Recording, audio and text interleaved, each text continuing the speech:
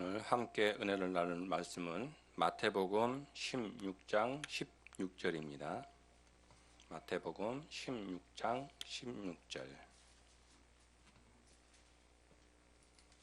제가 15절부터 읽도록 하겠습니다. 이르시되 너희는 나를 누구라 하느냐? 시몬 베드로가 대답하여 이르되 주는 그리스도시요 살아계신 하나님의 아들이시니이다. 아멘.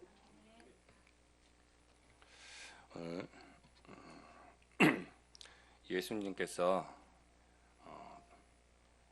빌립보 가이사라 지방에 이르셨을 때 제자들에게 이렇게 물으셨습니다. 세상 사람들이 나를 누구라 하더냐?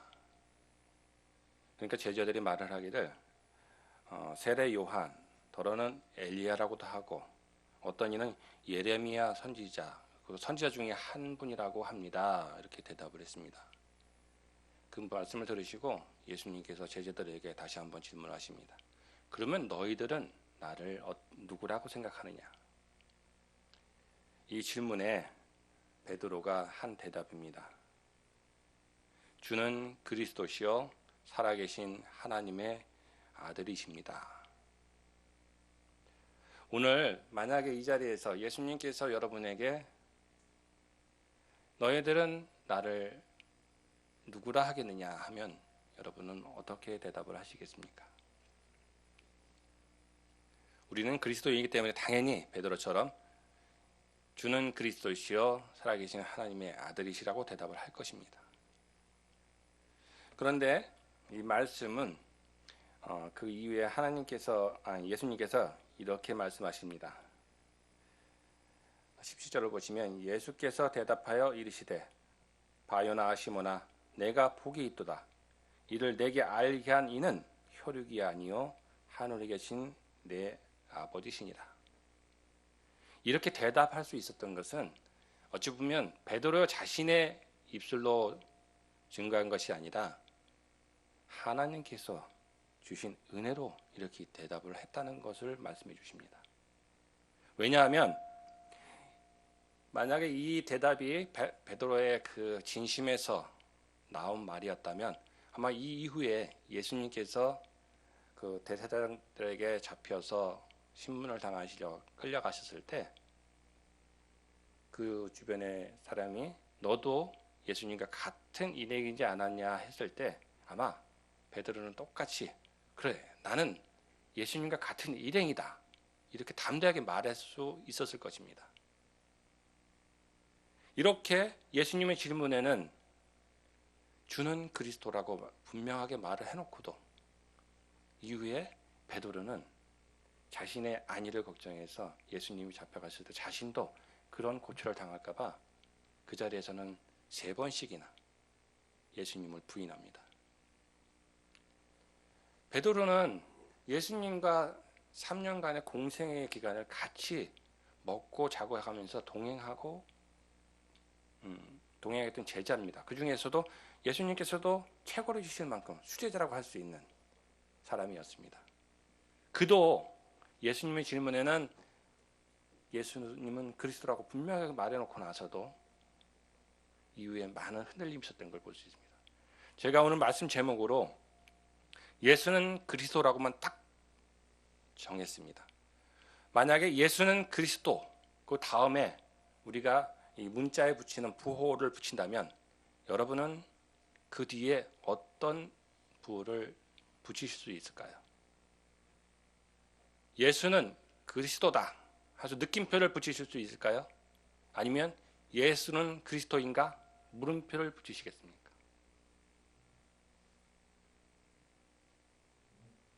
믿음에 바로 서고 우리가 하나님의 말씀에 바로 섰다면 느낌표를 가만히 보시면 딱 서 있죠. 그것처럼 예수는 그리스도이시다 하고 우리는 담대하게 증거할 수 있을 것입니다.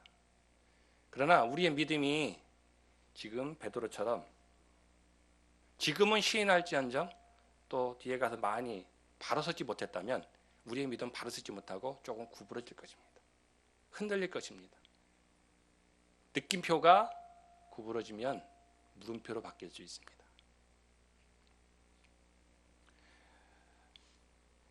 그래서 예수님께서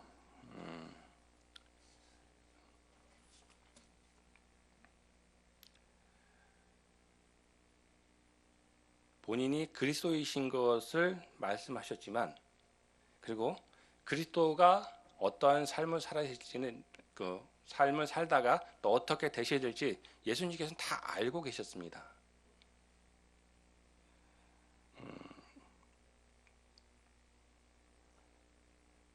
그 이어서 베드로에게 이제 제자들에게 하신 말씀입니다. 이에 제자들에게 경고하사, 20절을 보시면 이에 제자들에게 경고하사 자기가 그리스도인 것을 아무에게도 이르지 말라 하시니라. 제자들이 베드로가 그리스도라고 시인을 했는데 예수님께서는 제자들에게 다시 이렇게 말씀하십니다. 내가 그리스도인 것을 다른 사람에게는 알리지 말라고 하십니다. 왜 그러셨을까요? 이 말씀을 보면서 만약에 예수님께서 자신의 이 세상에 오신 사명을 모르셨다면 이 말씀을 하지 않으셨을 것 같아요. 오히려 많이 알리셔야 되기 때문에. 그래서 저는 베드로가 이렇게 예수님을 그리스도로 시인한 것처럼 우리도 성경을 통해서 예수님이 그리스도라는 것을 알고는 있습니다. 근데 이 포괄적인 것, 누구나 하는 공동의, 그러니까 누구나 다 아는 내용 가지고는 사실 이게 가슴에 와닿질 않아요. 그래서 저는 제 나름대로 이 말씀을 보면서 이렇게 생각을 해요. 나에게 예수님은 왜 그리스도이신가? 여러분, 예수님께서 그리스도이신 것을 믿고 계시죠? 근데 예수님께서 그리스도이시라는 것을 무엇을 통해서 여러분은 믿으십니까? 물론 우리 모두는 성경을 통해서 믿습니다. 왜? 성경은 오로지 진실이고 진리이고 성경에서 예수님께서 그리스도라고 증거하고 계시고 그 모든 내용들이 예수님께서 그리스도라고 증거하고 있기 때문입니다. 그것은 이제 포괄적인 개념, 누구나 다 알 수 있는 개념. 근데 그게 그 사실이 나와 좀 내 것이 되기 위해서는 나 개인적으로도 예수님께서 왜 그리스도이신가를 조금 개인적으로도 알고 있고 느껴야 될 부분이 있는 것 같습니다. 그래서 저에게는 왜 예수님께서 그리스도이신가, 왜 구세주이신가, 구원자이신가 그 부분을 생각하게 되었는데, 그러면 나한테 예수님은 왜 그리스도이신가? 예수님께서도 말씀하십니다.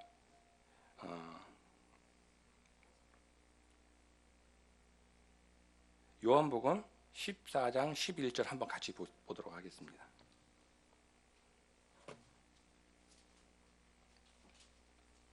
요한복음 14장 11절.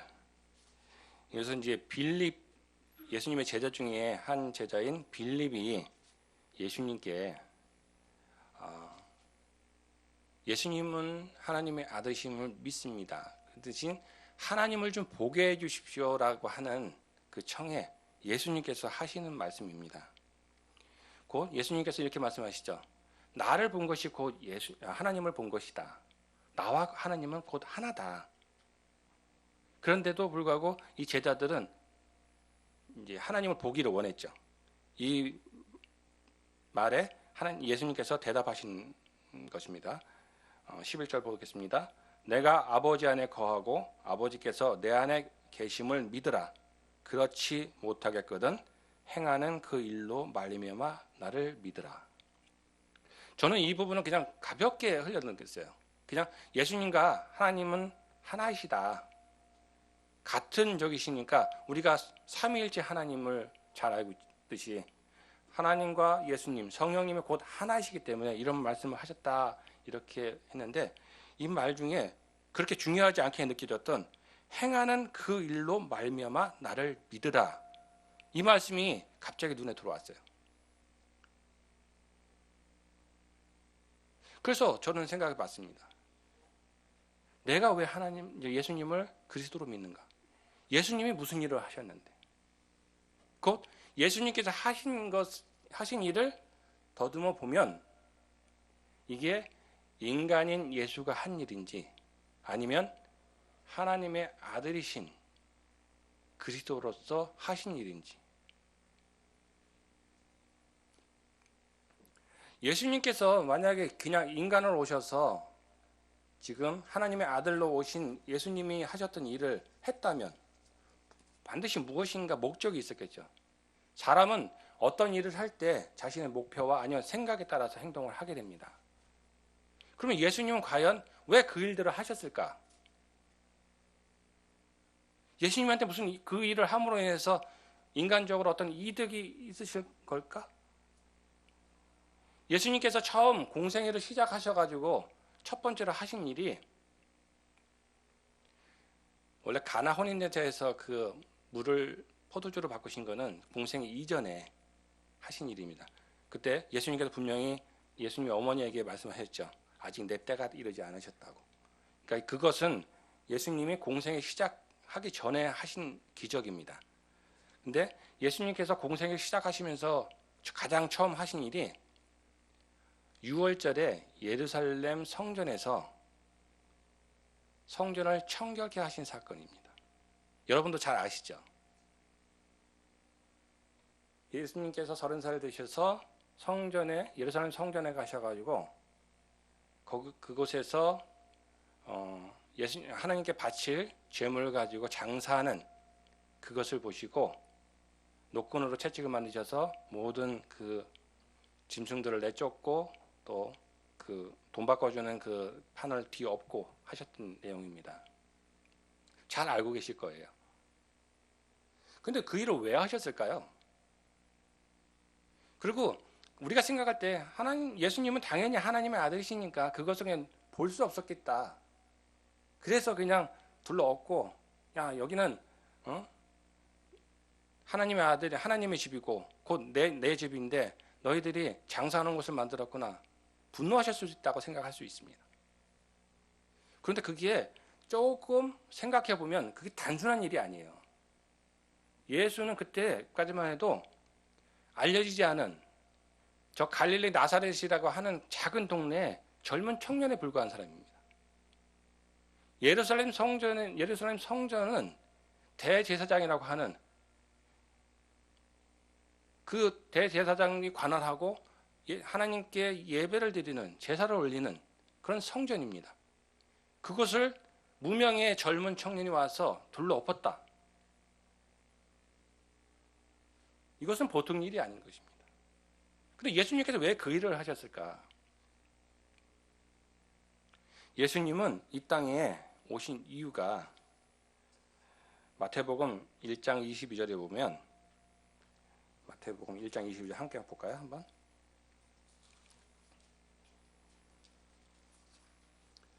1장 21절에 보면 천사가 그 마리아의 남편에게 예수님에 대해서 말씀하시는 그 수태고지 내용 중에 하나입니다. 아들을 낳으리니 이름을 예수라 하라. 이는 그가 자기 백성을 그들의 죄에서 구원할 자임이시라 하니라. 예수님께서 오신 이유는 자기 백성을 죄에서 구원하기 위해서 오신 것입니다. 그러니까 예수님을 성전에서 그 성전 청결 사건을 벌이신 이유 중에 하나가 예수님을 또한 세상에 알리실 필요가 있었던 것이죠. 가장 지금은 만약에 무슨 우리가 선전이나 광고 이런 걸 통해서 무엇을 선전하거나 알릴 수 있지만 그 시대에 만약에 가장 짧은 시간에 효과적으로 예수님이란 존재를 알릴 수 있는 방법, 뭔가 세상 사람들이 화제거리가 될 만한 것을 만드셔야 되겠죠. 그 사건을 만드실 수밖에 없는 이유는 예수님을 알려야 돼요. 예수님이 사람들에게 구원할 주실 자임을 알릴 수 있어야 했기 때문에. 왜냐하면 예수님을 알지 못하면 그가 누군지 알고 뭘 믿겠습니까? 예수님은 가장 효과적인 방법을 택하신 거예요. 성전에서 한번 그 사건을 벌이신 이후에 그것도 6월절에 그 사건을 벌이셨습니다. 유월절은 지방 곳곳에 지방에 아니면 지방 한 나라 그 이스라엘을 벗어나서 흩어져 있던 모든 사람들이 하나님께 제사를 드리기 위해서 예루살렘 성전으로 모이는 시기이기 때문입니다. 그때 만약에 예수님께서 예수님의 존재를 알리시면 그 효과가 그 예수님에 대한 그 소문이 곳곳 방방곳곳 지방 방방곳곳뿐만 아니라 이스라엘을 벗어난 그 지역에까지 예수님이라는 존재를 충분히 알리실 수 있는 그런 계기가 될 수 있었기 때문입니다.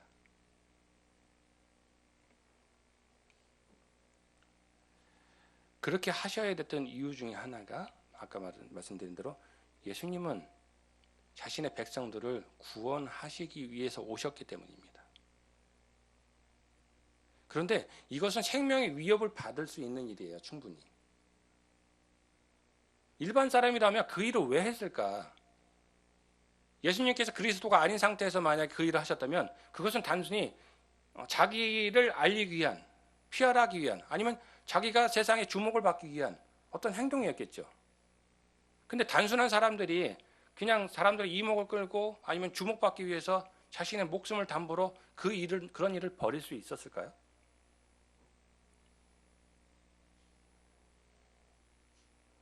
인기를 얻으면 뭐합니까?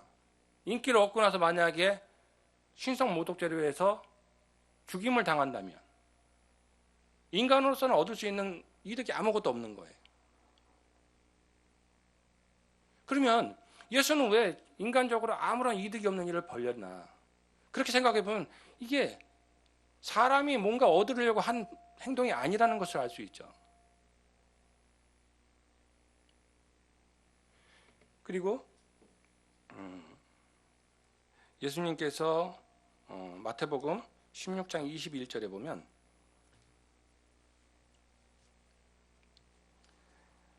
예수님께서는 어떻게 본인이 저기 하실지도 알고 있었습니다. 21절 이때로부터 예수 그리스도께서 자기가 예루살렘에 올라가 장로들과 대제사장들과 서기관들에게 많은 고난을 받고 죽임을 당하고 제3일에 살아나야 할 것을 제자들에게 비로소 나타내시니 이렇게 말씀하고 있습니다. 예수님은 그들로부터 고난당하고 또한 십자가에 매달려 죽을 것까지도 미리 다 알고 계신 상황에서 이런 일들을 벌이시는 거라는 거죠. 그리고 더욱더 극명한 것은 이런 소리를 듣고 베드로가 얘기를 합니다. 베드로가 예수를 붙들고 항변하여 이르되 주여 그리 마옵소서 이 일이 결코 죽게 미치지 아니하리이다. 예수님 그런 말씀 절대 하지 마세요. 예수님은 절대 그런 고난 당하게 하지 않을 겁니다. 그런 고난을 당하셔서도 안 됩니다. 이렇게 말하는 사람이 베드로. 예수님은 주는 그리스도시요 하나님의 살아계신 하나님의 아들이라고 그 증거했던 베드로가 한 말입니다. 근데 이렇게 말하면 예수님 입장에서는 기특하잖아요. 자신의 고통을 막으려고 하는 제자의 그 충성의 어린 마음이니까. 근데 이런 베드로에게 예수님께서 말씀하십니다. 23절입니다. 예수께서 돌이키시며 베드로에게 이르시되 사탄아 뒤로 물러가라. 너는 나를 넘어지게 하는 자로다. 내가 하나님의 일을 생각하지 아니하고 도리어 사람의 일을 생각하는도다. 이렇게 말씀하십니다. 그것을 막는 것이 사탄의 행동이라는 것입니다.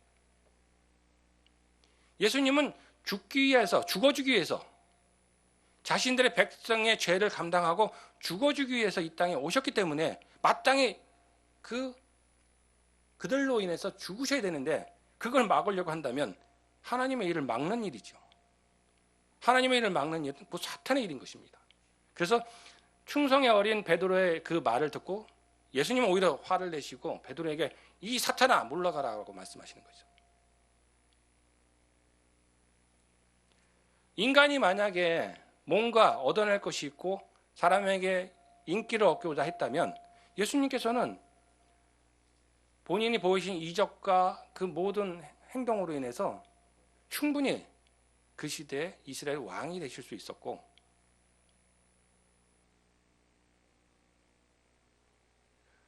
인간에게 가장 큰 욕심, 얻고자 하는 게 있다면 아마도 그런 것일 것입니다. 권력, 돈, 명예, 지금도 사람들이 많이 쫓고 있는 것이죠. 예수님께서 일반 사람이었다면 이 셋 중에 하나를 분명 노리고 이런 행위를 벌이셨을 텐데 예수님께서는 그 모든 것을 바라지 않으셨습니다. 그럼 왜 그러셨을까? 이렇게 생각해 보면 그분은 단순히 사람이 아니다. 우리가 생각하는 것처럼 인간이실 수 없다. 우리는 예수님을 믿지 않는 사람들은 지금도 예수님을 그냥 4대 성인에 포함시켜서 말을 합니다.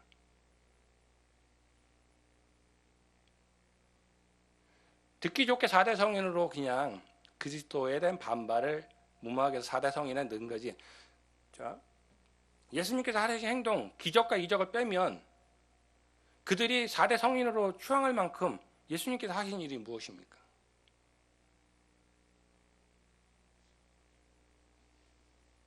공자는 도를 내세워서 많은 사람들이 바르게 살기 원했고 그런 걸 주창했고, 소크라테스 또한 철학에 대해서 인간의 고뇌할 수 있는 부분을 얘기했으니까 성인에 포함시켰다고 치고,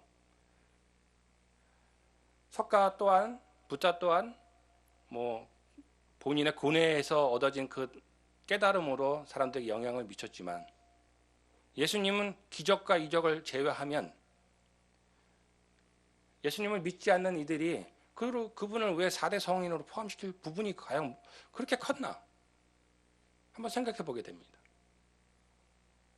그런데도 예수님을 그렇게 대접한 이유 중에 하나가 아마도 그들은 그냥 이 그리스도를 기독교를 무시할 수 없고 종교적인 반발 내지는 이런 것을 염두에 두지 않은 것인가 생각해 봅니다. 그래서 저는 예수님께서 진짜 하나님의 아들이신 메시아 그리스도로 오시지 않았다면 그런 행동을 하실 이유가 없었지 않았느냐. 이렇게 생각해 보면 그리스도가 맞으시다. 그분이 행한 일, 우리는 그분이 행한 일이라면 병자를 고치고 문둥병자를 낫게 하고 걷지 못하는 자를 걷게 하고 눈먼 자를 눈뜨게 하고 듣지 못하는 자를 듣게 하고 이 부분만을 생각하게 됩니다.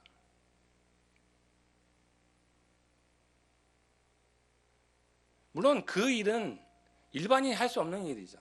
물론 그것만 가지고도 충분히 예수님은 그리스도라고 우리는 증거할 수 있습니다.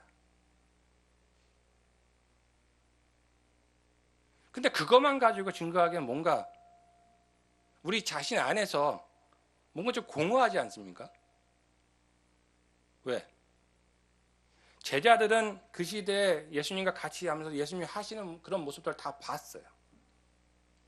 그리고 그분들이 복음서를 통해서 이 성경 신약을 통해서 기록해 놨습니다.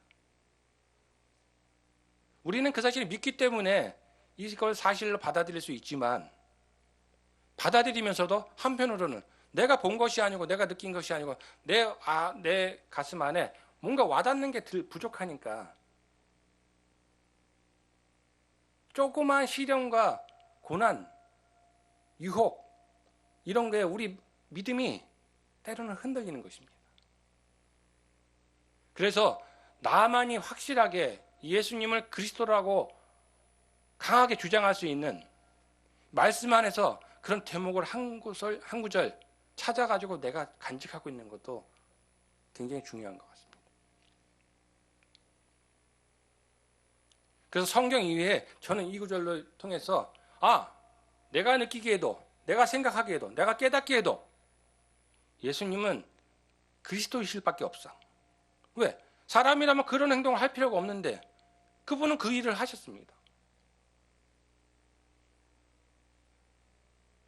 이 인간을 구원할 목적이 아니면 굳이 하지 않아도 될 일입니다. 해봐야 본인에게 이득이 되지도 않는 일입니다. 오히려 그 한 행동으로 인해서 죽음을 맞게 됩니다. 고통을 당합니다. 죽음도 그냥 단순한 죽음이 아니라 처참한 가장 극형을 당하시면서 그것을 자초하시고 계신 것이죠.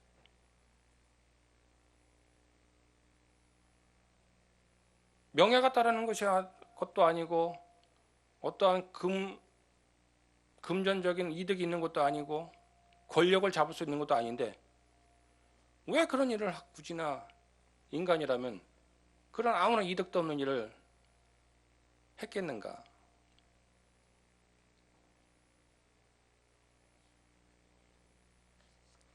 예수님께서는 이 베드로에게 예수님의 그 죽으심, 고난당하고 핍박당하고 죽으셔야 하는 것을 막는 베드로에게 이렇게 강하게 질타하신 이유가 분명히 있죠.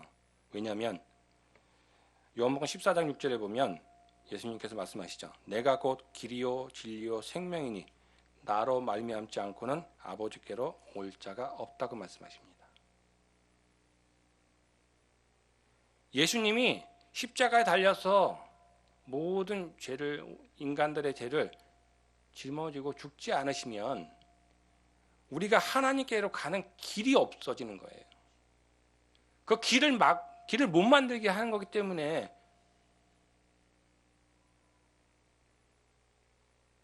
그것은 사탄이 하는 일이죠.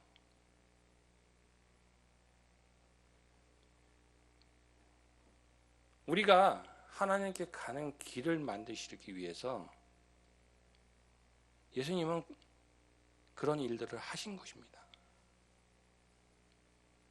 죽을지 뻔히 알면서 대제사장들과 이 바리새인들, 그 서기관들에 맞서서 왜? 그냥 죽으시면 안 되는 거잖아요. 그리고 예수께서 이 세상에 오신 것을 또한 알려야 될 의무가 있고 그런 목적이 있으셨으니까. 그 효과는 참으로 컸습니다. 예수님께서 그렇게 성전 청결 사건을 벌이신 이후에 그 소문은 진짜 예수님이 예상하신 대로 전국 각지로 퍼져나갔고 또 이 이스라엘을 벗어나 그 국외까지 퍼져나갔습니다. 예수님이 그렇게 성전 청결 사건을 하시고 나중에 고향인 갈릴리로 돌아가셨을 때 소문이 먼저 그 갈릴리에 도착해 있었어요. 왜 안 그랬겠습니까? 누군지 알지도 못하는 그 청년이 사람들이 그동안 뭔가 불만이 가득했던 이스라엘 사람들은 이 제사장들의 그 횡포가 엄청 심하다는 걸 알고 불만은 있었지만 어떻게 대항할 수 있는 방법이나 그에 대해 저항할 수 있는 방법은 없었어요. 이 제사장들 또한 하나님이 정하신 그 레위인들 정상적인 그 제사장 반열이었다면 이런 짓을 하지 못했을 것입니다. 우리가 알지 못하는 것은 이때 이 제사장직을 맡았던 안나스와 그 바나바와 같은 그 대제사장들은 이 레위의 혈통이 아닌 돈 주고 제사장직을 샀던 인물들입니다. 그렇기 때문에 그들이 돈 주고 그런 대제사장이라는 직분을 샀기 때문에 그들이 어떻게 그 대제사장직을 수행했겠습니까? 자신들이 투자한 것을 몇십 배, 몇 수십 배 이상 뽑아내려고 하지 않았겠습니까? 그렇기 때문에 제사 드리기 위해서 가져오는 양들에 대해서 멀쩡한 양들에게도 그 흠을 잡고 트집을 잡아서 자신들이 원하는 것을 팔려고 들었고 그게 정상적인 가격을 원했던 것도 아니고 수십 배, 수백 배를 받았기 때문에 모든 사람들이 불만이 있을 수밖에 없었는데 그 가려운 것을 예수께서 빵 터뜨려 주신 거죠. 그렇기 때문에 그 여파가 더 어마어마했던 것입니다. 그러니까 사람들이 예수가 누군데? 예수가 누구야? 이런 궁금증을 많이 가졌겠죠. 그 이후에 계속해서 예수님은 그 소문에 대해서 이제 그리스도라고 하시는 것을 알게 하기 위해서 많은 기적들을 행하셨죠. 문둥병자를 낫게 하시고 우리가 아는 것처럼 그런 일들을 행하셨습니다. 또 두 번째 유월절에도 38년 된 그 베데스다 연못의 병자를 고치셨습니다. 꼭 이슈가 될 만한 그 시점에 예수님께서는 일을 하셨어요. 효과적으로 예수님이 그리스도이심을 알게 하기 위하심도 있었고, 또한 예수님이 그리스도이심을 예수님 하나님께서 보내시는 그리스도, 이 그리스도는 제가 아까 말씀드린 대로 죄에서 자기 백성을 구하시게 오셨는데, 이 이스라엘 민족, 하나님을 믿는다 하는 이스라엘 민족들의 그 메시아가는 죄에서 구원하는 메시아가 아니라 배고픔이나 고난이나 고통이나 노마의 핍박이나 이런 것에서부터 구원해 줄 메시아를 기다리고 있었다는 것이죠. 그래서 그런 메시아가 아니고 하나님의 참 뜻은 죄에서 너희들을 구원할 메시아로 내가 왔음을 더욱더 강하게 알리셔야 될 필요가 있었던 것입니다.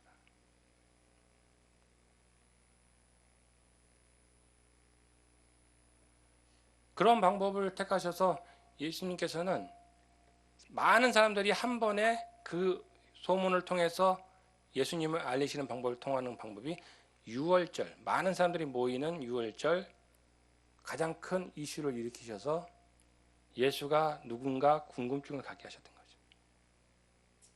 그런데 이 사실을 너무 또 빨리 알면 안 돼요. 왜? 많은 사람들이 메시아로 인정해버리고 나면 예수님께서 대제사장이나 서기관들, 바리새인들에 의해서 죽지를 못하실 겁니다.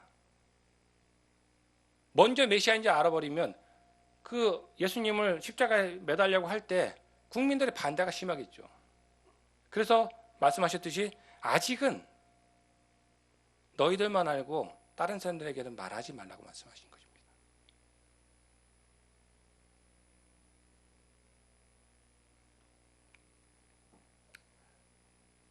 예수님의 죽음이 우리를 구원하여 주셨다는 그 명제가 여기에도 있는 것입니다.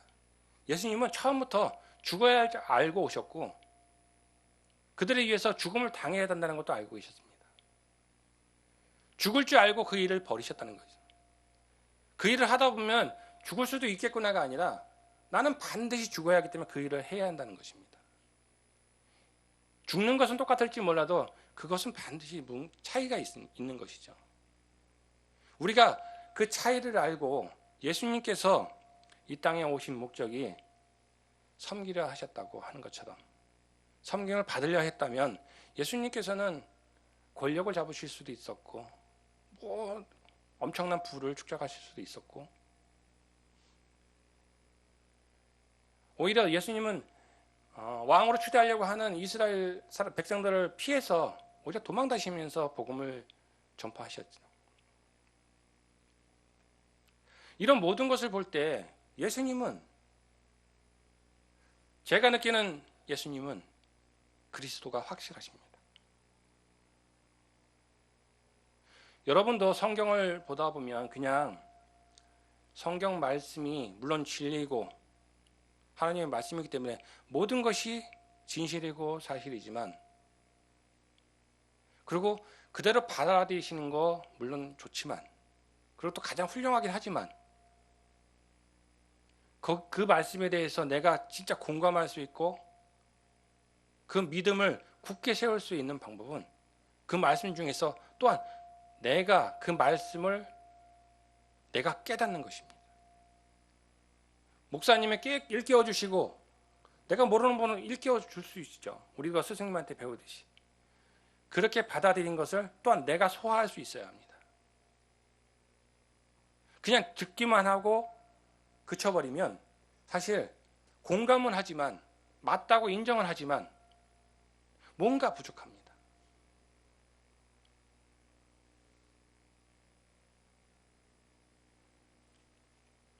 아직도 우리가 예수님이 그리스도이시고 하나님께서 살아 역사하신다는 것을 증거할 것이 참으로 많습니다. 이렇게 많은 증거와 사실들이 있는데도 불구하고 세상 사람들은 하나님 자체를 부정하고 부인합니다.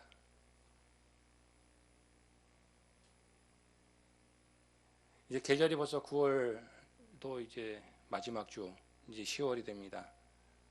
10월이면 이제 완연한 가을이 될 것입니다. 우리는 조금 민감해질 필요가 있습니다. 이 자연이 그냥 자연적으로 그냥 때가 되면 가을이 되고 겨울이 된다고 생각할지 모르지만 이것은 하나님께서 이렇게 운행하도록 만들어 놓으셨다는 것을, 그렇기 때문에 어김없이 이 자연은 때가 되면 하나님이 정해 놓으신 대로 그대로 우리에게 많은 것을 선사합니다. 곧 이것도 하나님께서 주시는 것입니다. 자연적으로 벌어지는 것이 아니라 하나님께서 그렇게 섭리해 놓으셨기 때문에 이루어지는 것이라는 것입니다. 우리가 때가 되면 모든 사람은 또한 죽습니다. 죽음 또한 하나님께서 섭리해 놓으신 것이죠. 어느 누군가는 또 빨리 맞이할 수도 있고 어느 누군가는 평균 이상으로 또 많은 삶을 살기도 합니다. 그런 편차가 있다 그래가지고 이게 자연적으로 그냥 스스로 이루어지는 거라고 생각하시면, 코로나 이 바이러스에 대한 문제도 이것은 그냥 자연적으로 생길 수 있는 일이 아닙니다.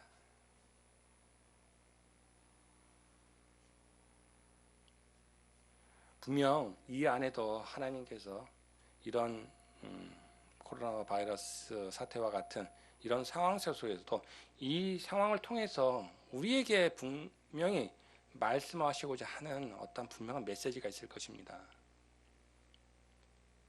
백신만으로 과연 이게 해결이 될까요?